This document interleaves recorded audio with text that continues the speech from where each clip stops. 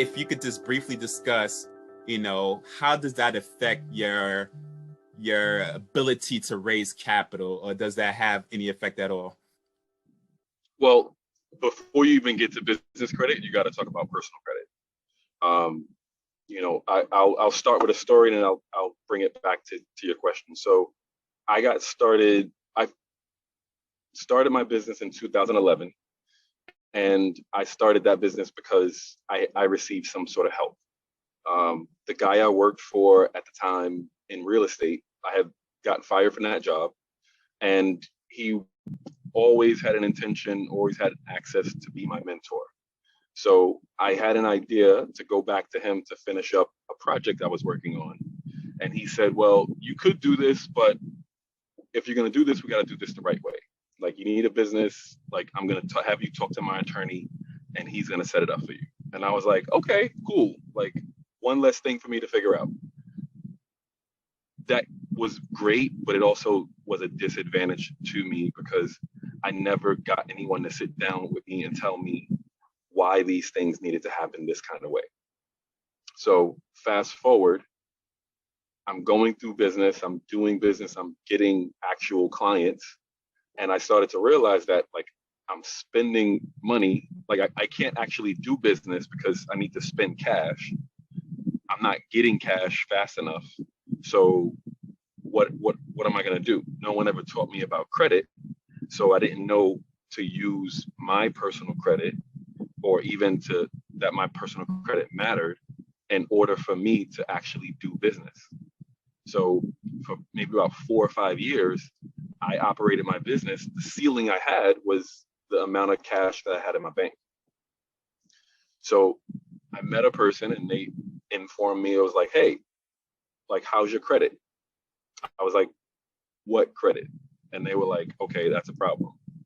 Then Hurricane Sandy happened, and like, I was out of business for about almost 2 years because I didn't have cash, I didn't have credit, I couldn't get a loan from the SBA.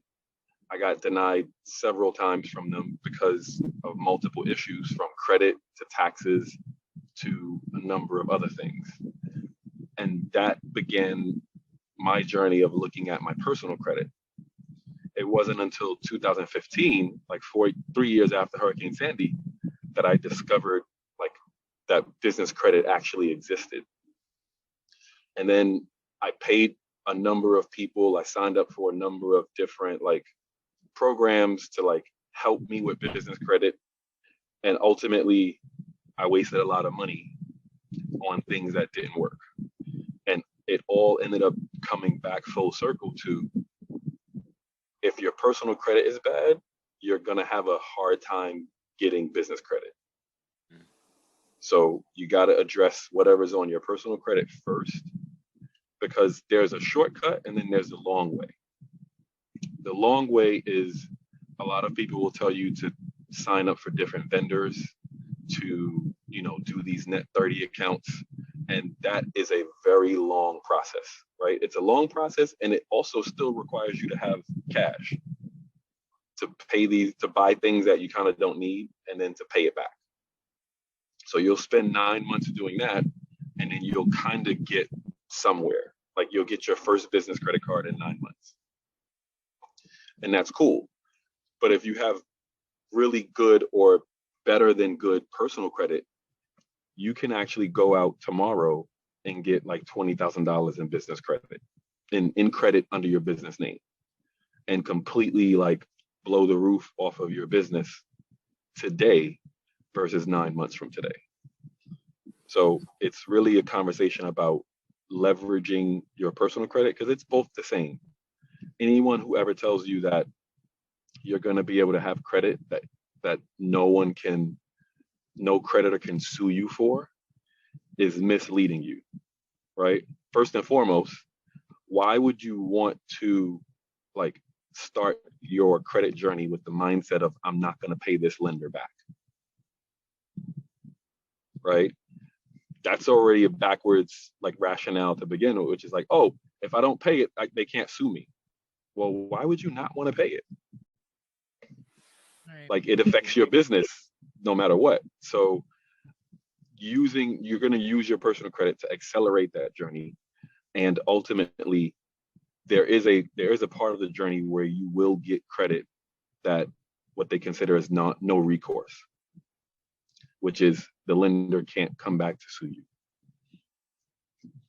So, and with personal credit and business credit, we could be on here for days, but I know it's a hot topic. I see a lot of people. I even see one person that said they could do it, but not to disrespect that person, but Adrienne and myself know, like, you know, we just don't like to say, oh, this person could do it without knowing the person, because like Brian said, some people that do it good, some people that don't do so great. So not saying that the person on the chat doesn't do great. You just gotta prove yourself, but and do the community a great service. So that's great. So and what? Yeah. Well, before you continue, you know, I like to give my disclaimers, and also, you know, it really does depend on your individual situation. So I saw a comment from Gemma, and I appreciate that, because, you know, if you don't want to leverage your personal cash flow, then yes, there are ways. If you have your personal credit, you'd have to have excellent cash flow, and that is true too. There are some loans and lines of credits that will review your bank activity and look to see what you collected in the past year or so and kind of do an assessment that way. So Gemma, that is actually accurate. But again, that might not be your reality if you're just getting started today. So something you can build towards, but might not be today. Correct. Like a lot of businesses that were started, like if you're in the online coaching space, anything you do where people pay you today for a service you're going to deliver tomorrow is an amazing tool to go to. And again, it's a different circumstance, right? Without being disrespectful to the big five, Chase and Capital One and all those guys, they're not the kind of people who you're going to go to and show bank statements, right? You can go to a PayPal or another type of lender, show them bank statements, and they will extend the capital to you even if you started yesterday, right? So Chase has certain standards for the amount of time you've been in business, and most of the alternative lenders have a very minimal standard for how much time you need to have been in business.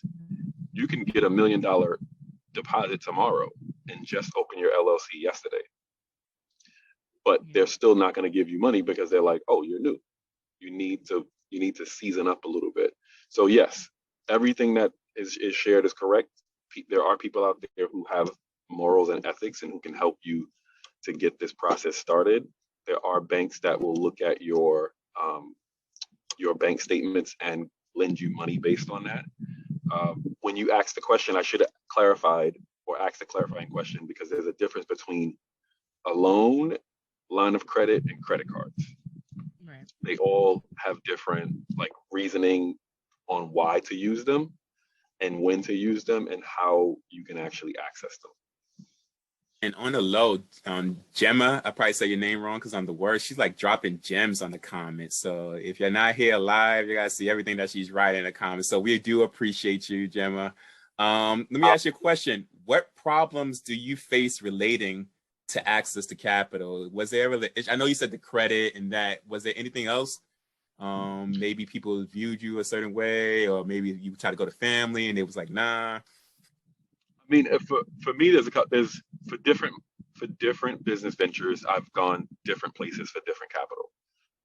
I've tried to raise capital through, venture capital, through angel investors.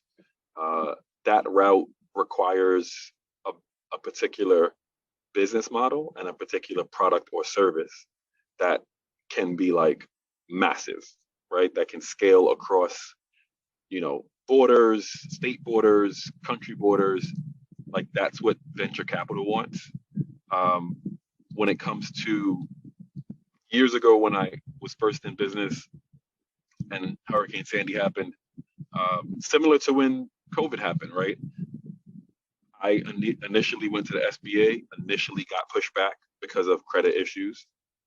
And even today, even though I've fixed my credit, similar to what I was saying earlier, I've still had different stumbles, and I've met people or was referred to people by people.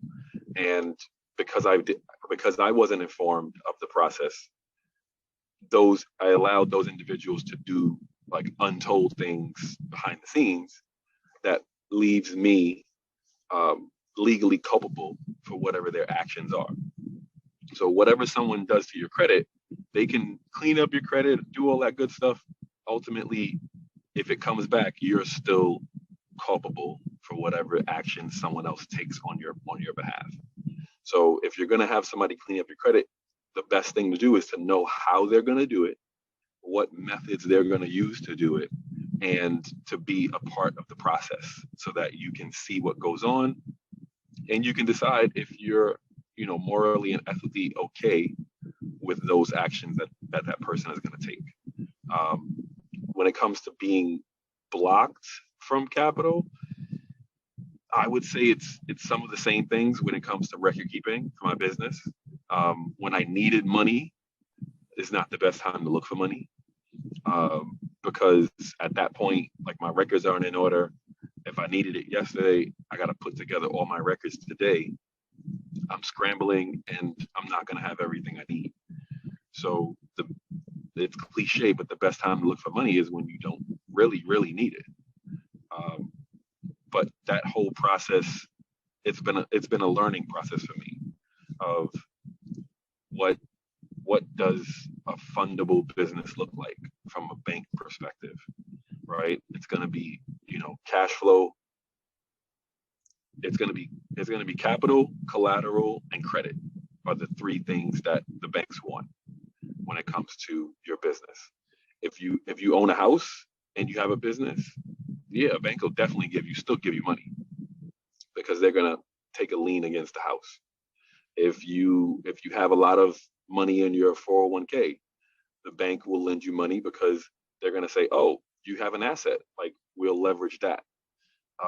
If you have a lot of cash coming in through your business, through like PayPal, similar to what Adrienne said, they'll give you money because they see you have cash flows coming in. But it all comes back to that third part, which is credit. There are some lenders who will give you can have like right now, there are people who are giving out mortgages to people who have a 300 credit score. Only because like, they need to get rid of the money.